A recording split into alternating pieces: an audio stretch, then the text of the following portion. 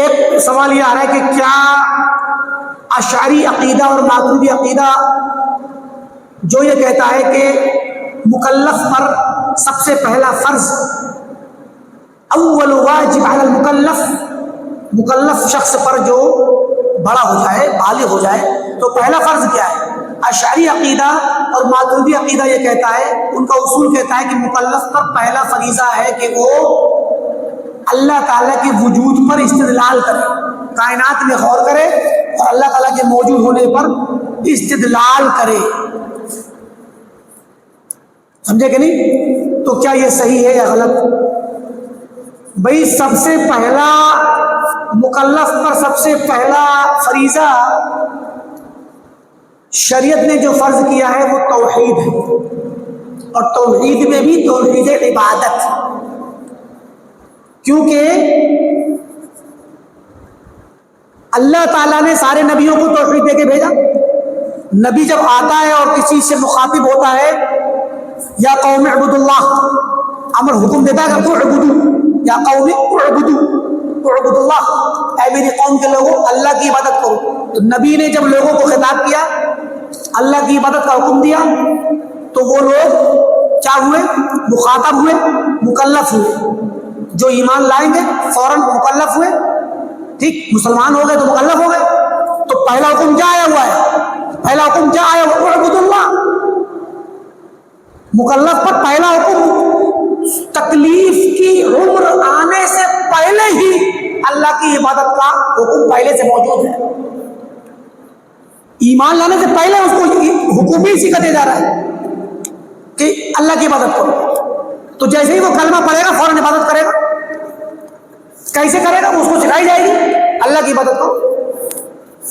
ٹھیک. تو جو شخص مسلمان نہیں ہے وہ جیسے ہی اسلام لائے گا پہلا کام کیا ہے؟ مکلف بننے کے بعد عبادت کرو اللہ کی.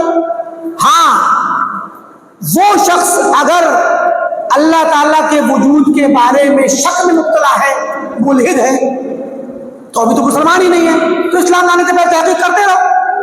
تو تحقیق کرنا کس کا کام ہے؟ اللہ کے وجود کے بارے میں تحقیق کرنا کس کا کام؟ ملحدین کا، ملحدین کا، مشرکین کا، کفار کا. وہ تحقیق کریں نا اللہ تعالیٰ ہے کہ نہیں ہے، اللہ تعالیٰ ایک ہے کہ نہیں، اللہ تعالیٰ کی مدد اکیلے تنہا واجب ہے کہ نہیں، وہ تحقیق کریں.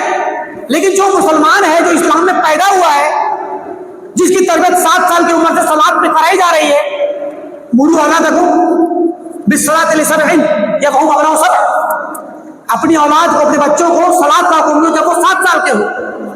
اللہ کے نبی نے کیا کہا؟ صلاۃ پڑھنے، عبادت کرنے کا حکم دو. کیا یہ کہا کہ پہلے ان سے کہو کہ اللہ تعالیٰ کے بارے میں استدلال کرنا سیکھو ہے؟ پھر کہا کہ وَاضْرِبُوهُمْ عَلَيْهَا لِعَشْرٍ جب ہم اپنا 10 جب 10 سال کے ہو جائیں اور نماز نہ پڑھیں تو کبھی کبھی مار دیا کرو، پٹائی لگایا کرو تاکہ وہ نماز کی عادت ان کی برقرار رہے. تو جب وہ بالغ ہو جائیں گے تو اب یعنی 7 سال کی عمر سے تو نماز پڑھوائی جا رہی ہے، ابھی فرض نہیں ہے نماز، عادت ڈلوائی جا رہی ہے تاکہ وہ عبادت کرنا سیکھ لے. کیوں؟ کیونکہ جیسے ہی بالغ ہوگا پہلا فرض عبادت ہے، پہلا فرض اللہ کی عبادت ہے. تو پہلا فرض اللہ کے بارے میں استدلال، غور، فکر، کائنات میں کھوج، یہ مسلمان کا کام نہیں ہے. یہ کام کس کا ہے؟ ملحد کا. تو اشعری، ماتریدی، دیوبندی، ندوی، بریلوی، تبلیغی، جماعت اسلامی، یہ جتنے لوگ ہیں یہ اپنے اس عقیدے کے ذریعے سے اپنے لوگوں کو نعوذ باللہ پہلے نمبر کیا سمجھتے ہیں کہ آپ مسلمان نہیں ہو، آپ تو ملحد کے درجے میں ہو. تو بعد مناظرہ کرتے ہیں ملحدوں سے، پہلے اپنے لوگوں کو ملحدوں کے درجے میں رکھتے ہیں کہ جس طرح ملحد پر فرض ہے کہ وہ کیا کرے؟ اللہ کے بارے میں غور کرے، کائنات پہ غور کرے. مناظر صاحب نے جب مناظرہ کیا تو کیا کہا تھا؟ ایک جزیرے میں بال پڑی ہے، بال کی مثال دی تھی نا، اور کہا کہ یہ بال وہاں پہ کوئی نہیں ہے تو ظاہر ہے کہ ڈیزائن کی ہوئی بال ہے تو کسی نہ کسی ڈیزائن کی ہوگی کہ نہیں کی ہوگی. یہ باتیں مسلمان کو نہ سمجھاؤ. اپنے نوخیز بچے کو، 12 سال کے بچے کو نہ کہو کہ جا کر کے جزیرے میں جا کر غور کر. وہ جو ملحد سے آپ نے کہی ہے نا، وہ ملحد ہی کے لیے ٹھیک ہے. یہ غور ملحد سے کروایا جائے گا. اب آپ وہی والی بات اپنے بچے سے کہو، اپنے عوام سے کہنے لگو کہ بھائی نا، بالغ ہوتے پہلا فرض ہے کہ جزیرے میں جاؤ اور وہاں پر بال دیکھو اور اس پر غور کرو. تو آپ اپنے لوگوں کو ملحد کے برابر رکھ رہے ہیں کہ نہیں رکھ رہے ہیں؟ اپنے لوگوں کو ملحد کے درجے میں رکھ رہے ہیں. تو کہاں آپ نے چھوڑا اپنے لوگوں کو؟ ان کو تک بیچاروں کو ملحد بنا دیا. اب سوال یہ کھڑا ہوا کہ اگر کوئی عام شخص غور و فکر نہ کرے کائنات کے بارے میں اور کہیں میں اللہ کو مانتا ہوں، میں عبادت کروں گا، میں غور و فکر نہیں کروں گا کہ اللہ تعالیٰ موجود ہے کہ نہیں، تو کیا ہوگا؟ تو کہا یہ مقلد ہے، یہ تقلید ہو گئی، اور کہا یہ تقلید حرام ہے. کہا یہ عقیدے میں تقلید کرنا حرام ہے. کس نے کہا؟ مقلدوں نے. جو امام ابو حنیفہ کی تقلید کرتے ہیں، صلاۃ نماز پڑھنے میں تقلید کرتے ہیں، اور کہا نماز پڑھنے سے پہلے غور کرنا اللہ کے بارے میں، وہاں تقلید نہیں کرنا.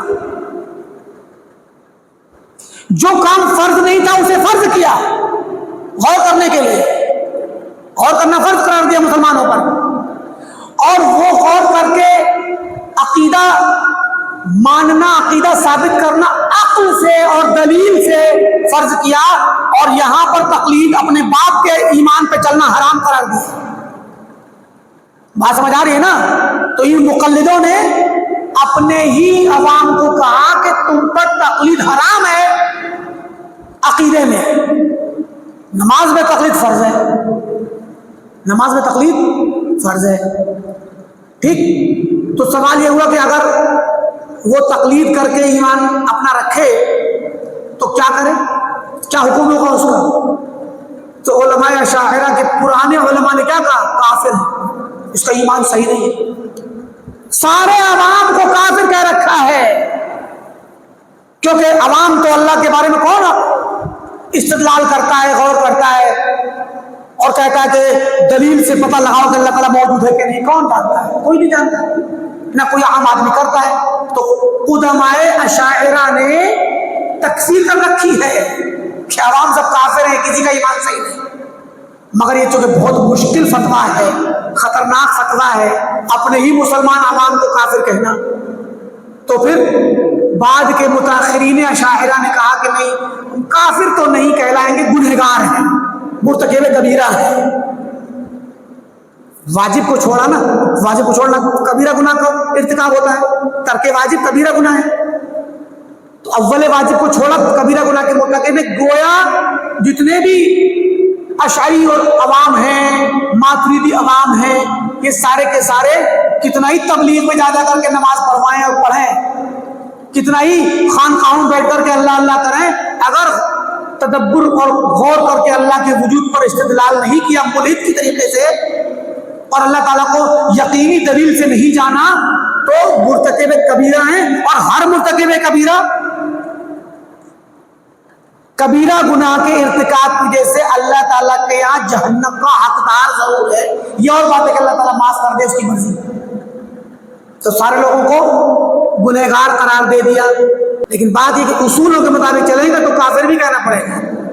ٹھیک، لیکن صحیح بات یہ ہے کہ پہلا فرض، اول واجب مکلف شخص پر اللہ کی توحید ہے، اللہ پر ایمان، یعنی توحید، اور وہ بھی توحید ہے عملی. عملاً آپ اللہ تعالیٰ کو تنہا ایک کی عبادت کریں، اور اس سے پہلے بچپن سے آپ کی تربیت ہوگی نا. عبداللہ بن عمر کیا فرماتے ہیں؟ تعلمنا الایمان قبل ان نتعلم القرآن. ہم نے ایمان سیکھا قبل اس کے کہ قرآن سیکھیں. ثم تعلمنا القرآن، پھر ہم نے قرآن سیکھا. یہ بچپنے کی بات بتلا رہے ہیں، بچپنے میں پھر ہم نے قرآن سیکھا. فازددنا به ایمانا، تو قرآن جب پڑھنے لگے تو قرآن کے ذریعے ایمان ہمارا بڑھ گیا، ایمان میں زیادتی ہو گئی. کیوں؟ کیونکہ ایمان اللہ کے بارے میں اور ارکان ایمان سب سیکھے ہوئے ہیں، اللہ کی محبت سیکھی ہے. اب قرآن پڑھنا سیکھا باقاعدہ سمجھ کر کے تو قرآن پڑھتے جائیں گے، آپ کا ایمان زیادہ ہوتا چلا جائے گا۔ تو پہلے ایمان کی تربیت دی جاتی ہے بچوں کو مکلف ہونے سے پہلے۔